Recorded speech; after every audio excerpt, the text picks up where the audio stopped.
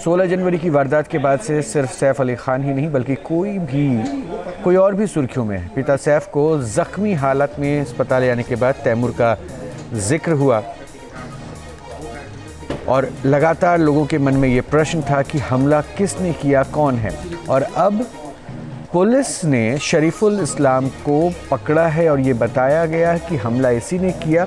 साथ ही साथ सैफ पर हमला करने वाला आरोपी जो शरीफुल इस्लाम है उसे थाने से गिरफ्तार किया गया और उसके बारे में पुलिस की दलील ये है कि वो बांग्लादेशी अवैध रूप से भारत में रह रहा था। पंकज मिश्रा जुड़ चुके हैं हमारे सहयोगी और अपडेट देंगे। पंकज, पुलिस की थ्योरी जो आ रही है सामने उस पर हालांकि कई प्रश्न है, लेकिन एक बार जरा इस थ्योरी को पूरा समझाइए कि क्या कहना चाह रही है पुलिस।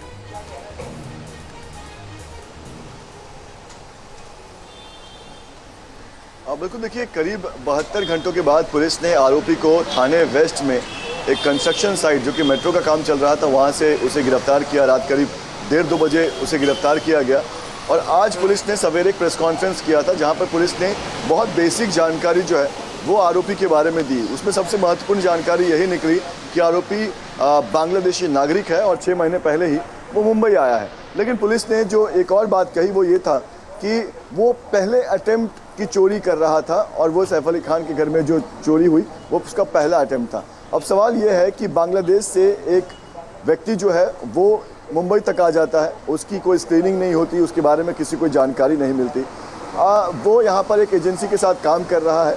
वो एजेंसी आखिर कैसे बिना उसके दस्तावेज़ों को, क्योंकि पुलिस ने जब दस्तावेज़ चेक किए तो उसके पास बांग्लादेश के डॉक्यूमेंट्स थे, तो उस एजेंसी को कैसे नहीं पता था कि वो बांग्लादेशी नागरिक है। तो उसकी जांच भी पुलिस जो है वो आने वाले दिनों में करेगी। इस तरह की जानकारी भी हमारे पास है। लेकिन सबसे बड़ा सवाल ये है कि रोहित, आपको बता दूं कि जब सैफ अली खान पर हमला हुआ तो मीडिया के सभी लोग जब वहाँ पर पहुँचे थे तो बहुत समय तक तो हमें ये नहीं पता था कि सैफ अली खान उस बिल्डिंग के कौन से फ्लोर पर रहते हैं, क्योंकि ऊपर से 4 जो फ्लोर है वो उन्हीं का था, जिसमें से 2 फ्लोर नीचे का रेंट पर था और ऊपर के जो 2 फ्लोर है वो उन्होंने डुप्लेक्स घर बनाया हुआ था। तो किसी को नहीं पता था कि सैफ अली खान कौन से फ्लोर पर रहते थे।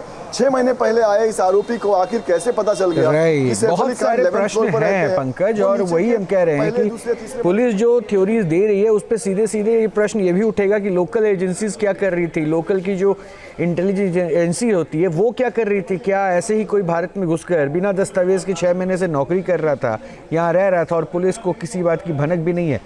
ये बहुत बड़ा फेल्योर है और कई सारे क्वेश्चंस वहां पर उठेंगे, डाउट क्रिएट हो रहे हैं। बहरहाल शुक्रिया पंकज आपका। न्यूज नेशन अब व्हाट्सएप पर खबरों के ताजा अपडेट के लिए न्यूज नेशन के इस QR कोड को स्कैन करें।